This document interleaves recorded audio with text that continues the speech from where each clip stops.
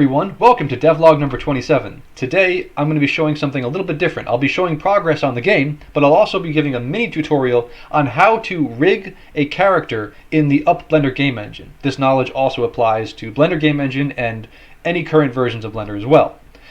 But first, thank you to the patrons. Without you, this would not be happening, and it's very difficult, especially now, to justify an open source game, so thank you so much for your support. Everyone's name's up here in lights. These are the best people in the world.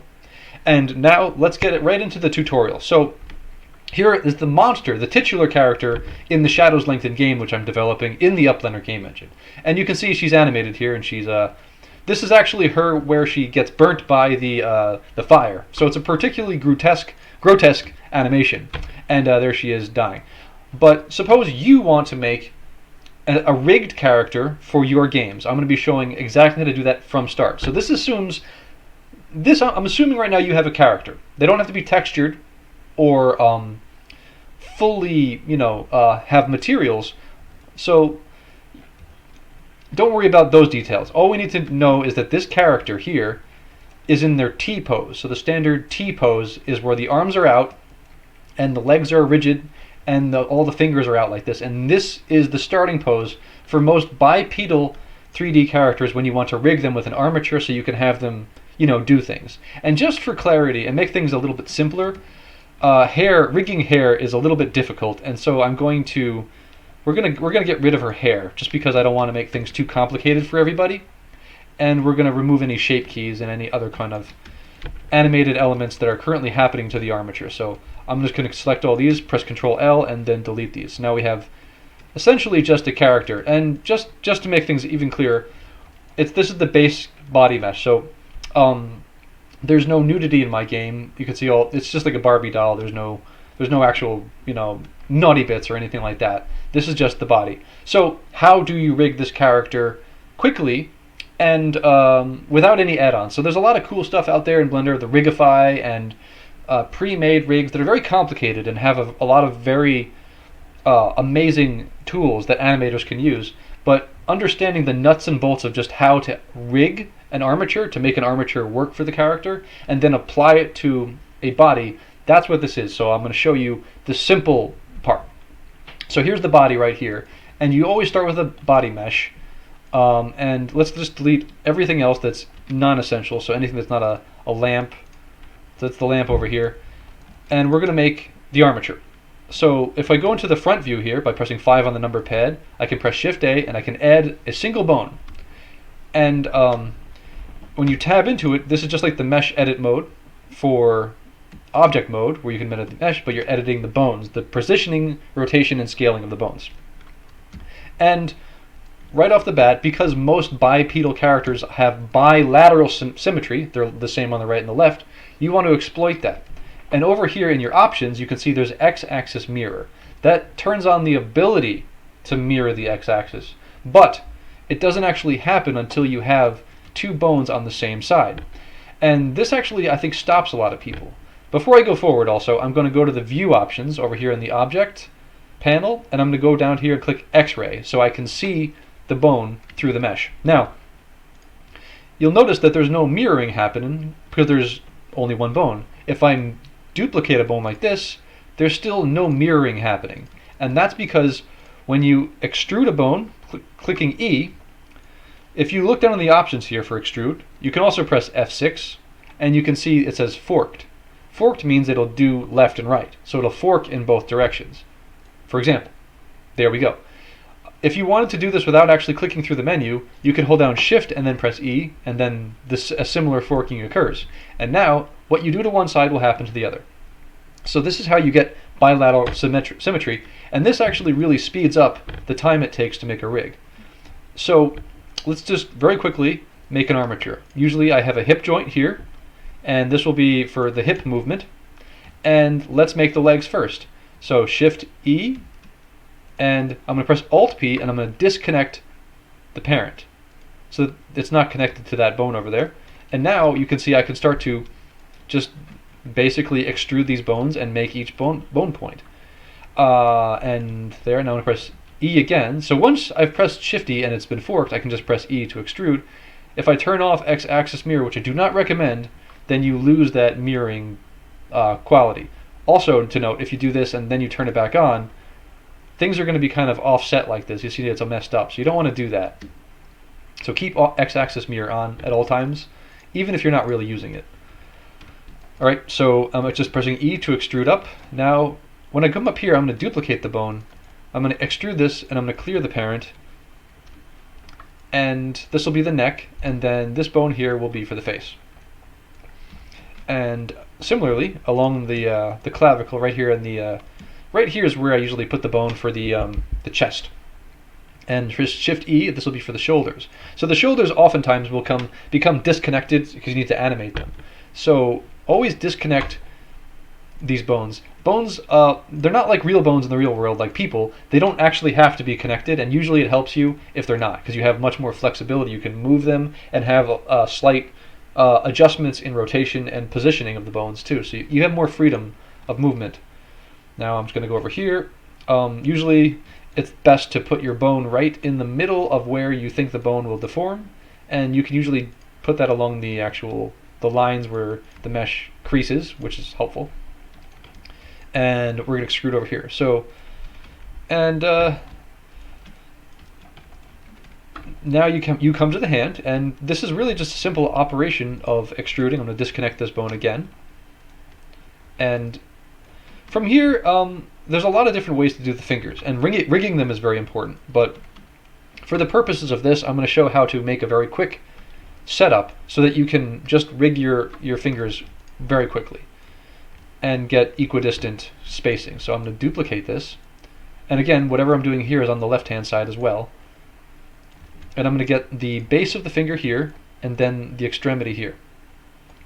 But I'm going to go a little bit beyond that, and I'm going to cover that in just a second here. So it's a little bit beyond the tip of the finger. Let's ignore the fact that she has these big long fingernails, because that's kind of an extra addition. So once you have this, going to the top view I find is very helpful to this, and also because you can see the shape of the bone is actually kind of obscuring the finger right now.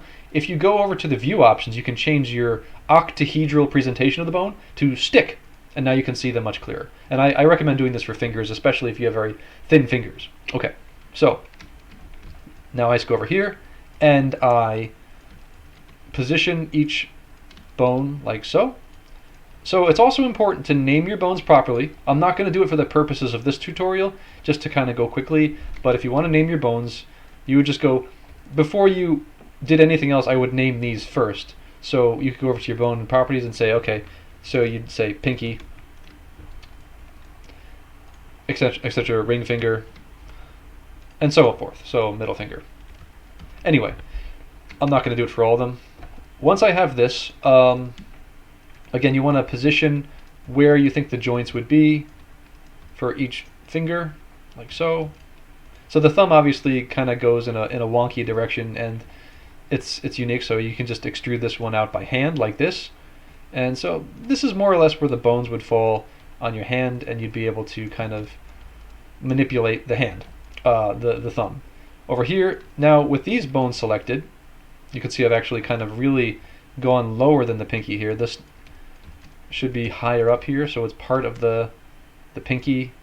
And it's always good to put your bones for your hands up here. So whenever the bone doesn't go in one direction but the other way, like vertical, you want it to be as close to the area that won't bend as much. So because your knuckle will never bend all the way back, it's good to put the bone at the very top rather than right in the middle, because you'll get a more realistic deformation when that bends, because the knuckle's right at the edge of the skin there anyway. So there we go. And I'm going to subdivide these, just clicking subdivide twice like that. And you can keep the edges on here if you want to for IK solvers, but for the moment I'm just going to delete them. And this is again a very simple tutorial for clarity. And as I go along here and do the finger bones here, you can actually find the top of your knuckle very quickly by just clicking the cursor and then having this snap to the cursor. So I select each one of these joints here, and I could just go here and just snap them to the cursor like that. So you can visually do this just from the 3D view. So what I'm doing is I'm selecting the bone, joint, I'm pressing left mouse click to click this, and then Shift S, and then I'm pressing T to have the cursor go to the bone have to go to the cursor. So all of these objects here, you can see they have little shortcuts. So if I press Shift S T, takes it right there. And if you look in the menu here, it's selection to cursor. We want to have selection to cursor, so that's T right here in selection, and that'll take me to where I need to go. So all this work that I did here, and you can fiddle with this as much as you like, has been reproduced over here on the other side of that arm as well. And this is not going to be how to fully rig and make the world's greatest rigged character. This is just really a good starter for anyone that wants to get into rigging your character for a game like the Blender game engine or similar. Kind of like getting your toes wet here. Okay, so this is the very simple rig that we just put together really quickly. It's also good to recalculate your bone roll so everything up is north, so Control N. And I tend to make all the bone rolls global, so you can do Control N and you can do global along the Z axis. And what that does is it rolls the bone in such a way that the Z axis is up. Don't worry about that too much, it's not really that important. And I'll show a very quick example of how to do an IK solver here. So if I extrude this and go forward, you can see now I have these two bones. I'm going to clear their parent and disconnect them, and then make them just float individually, so they're not even connected to anything really, not even the armature. And by selecting this bone that I want to control and then this controller bone and pressing Shift I can add an IK to the active bone. And what that's done is it's, oops, wrong way. Select the active controller and then the bone that you want to affect and add IK solver. And what that does is it uses inverse kinematics to control the positioning. So now I can move this around and it controls the position of this bone. And if I go down the chain length here, you see now I have control of the arm. And you can go all the way to your shoulder, though I don't recommend doing that because that makes things a little bit more complicated and a little less easy to control. So I recommend just doing the elbow here. And also, one wonderful thing about the IK solver is that you can use these controls to also limit the rotation and location of the bone. So over here in inverse kinematics, you can actually display the you can limit how much certain areas of the bone rotate. So for instance, your bicep can never really rotate backwards unless you're breaking it severely. So right now you can see the IK allows your arm to bend backwards. Not very comfortable. So I can lock that. So if I go to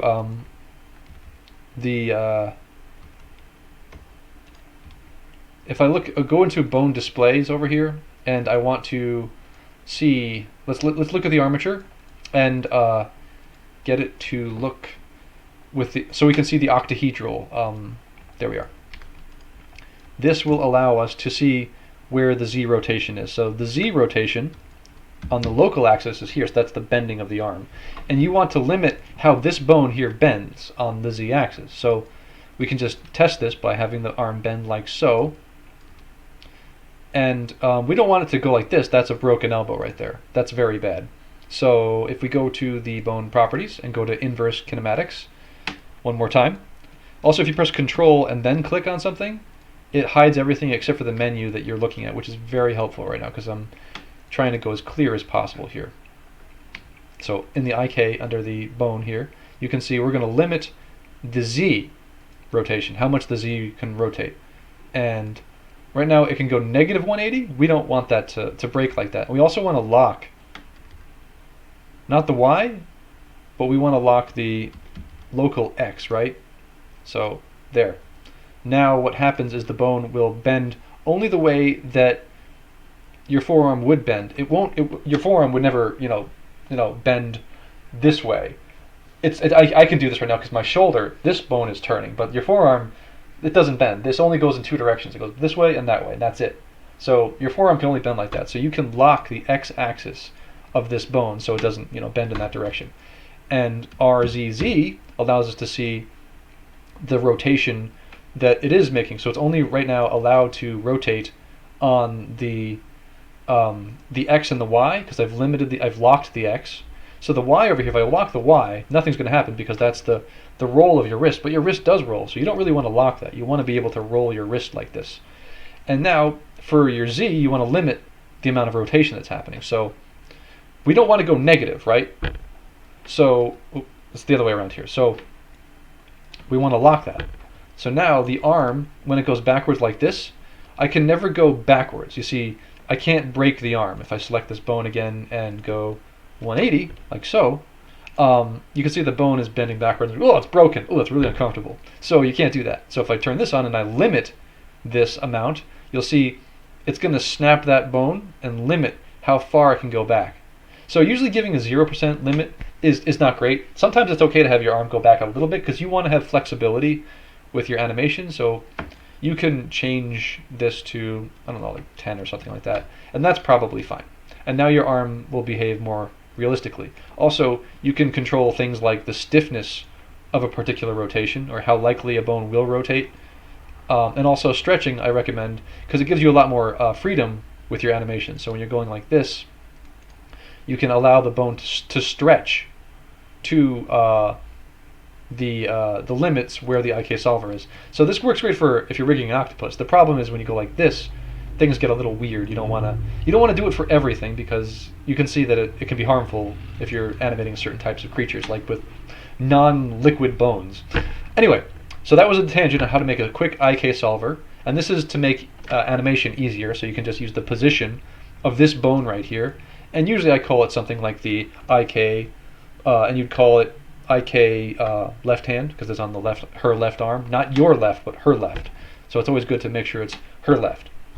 So IK left or dot L, oops, over here. So dot L. Now, this is basically pretty much the broad strokes of how to get the armature up and running. And now you want to have it deform your character. Here's how you deform the character. You select your mesh first, then you select your armature, and you press Control P to parent. And that's how you get it to work. It's actually very intuitive and simple. I'm also going to delete all the vertex groups because I had this already rigged, so I'm going to go over here and delete all groups. And now I'm going to select my armature. Now I'm going to press Control P, and it gives you these options. You can set parent. So setting parent to option will not actually rig the character. That will make the mesh the child of the armature. You don't want the object, and the object will be the same but with a transform. You want armature deform, and you want to do automatic weights. And what that does is it will do its best using bone proximity and volume to automatically weight paint your character before you even start. And Blender does a wonderful job at this. So this is my previous armature. Here it is here, so you can see the armature is now affecting the mesh. So here's the mesh, and here's the armature. And believe it or not, once I even jump in here, you can see it's actually deforming things right away. Again, I also recommend going over to your skeleton, changing the display to stick so you can see her more clearly. Another thing is this bone right here is informing the position of the IK solver, so you don't need this to actually work. But right now you can see it's deforming the mesh, which is very bad. You don't want that because this bone is not real. This is just showing the position. So if you go over to your options for the bone, you can turn off deform. So this bone will not even bother deforming the armature. And presto changeo, you can see the armature now deforms the body. Now you can see the head is disconnected, so I can select the neck here and go to the torso and press Control P, and I want to make connected, but I want to keep the offset because I don't want her neck shooting down. I want her neck to be up here so I can move her head around like this. And now you have a rigged character. So from this point going forward, it's up to you to sort of refine your character and improve the weight painting and how things work. For instance, right now, the torso is separate from the legs, so you'd want the legs to be a child of the hips, so that when the hips move, the legs move with it. And right now you can see what's happening is the legs kind of are rotating a lot. Also, this bone over here is depending on this because this is still have deformed, so let's turn that off. There we go. Yeah, this is really the whole process really. A lot of times people would disconnect the legs from the torso, or so you have more control over the armature. And there's wonderful tricks to make it more efficient. And from this point, you'd start animating your character. To weight paint, you can go over to your object panel here and go under weight painting, and you select your bone in pose mode, like so. And now, when I selected bone, you can see I have options to change the amount that each bone is influencing the other. So from here I can control how much each bone is affecting the other. So suppose I want the hips to have a bit more influence, and I don't want them to be influenced at all by the lower legs here. You can see they are up here. There's a light blue. I can go over to here and I can draw, and I can accumulate, I can do add, and I can change by pressing Shift F the weight of this, and I can increase the amount. So again, when you're doing a bipedal character, you want to go in your options and you want to have X mirror, because you want whatever happens on one side to happen to the other, like so. So you don't have to worry about all that, keeping things consistent on both sides. And this is really the whole process. It's very simple.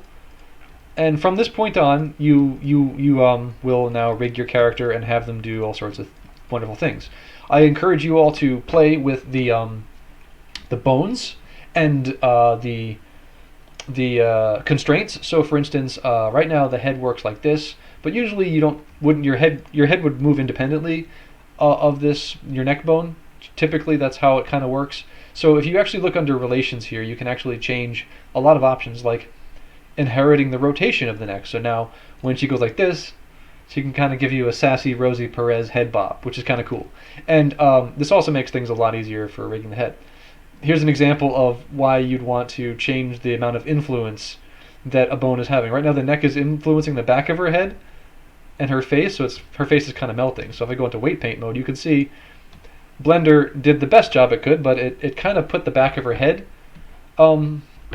under a lot more influence that's necessary, and the top of the head. So what I could do is I could remove the back of the head, or I could just take the top of the head here, the actual head here, and select all these vertices, like so, and I can increase them. So I can actually do this in the vertex panel by selecting the bone and clicking assign.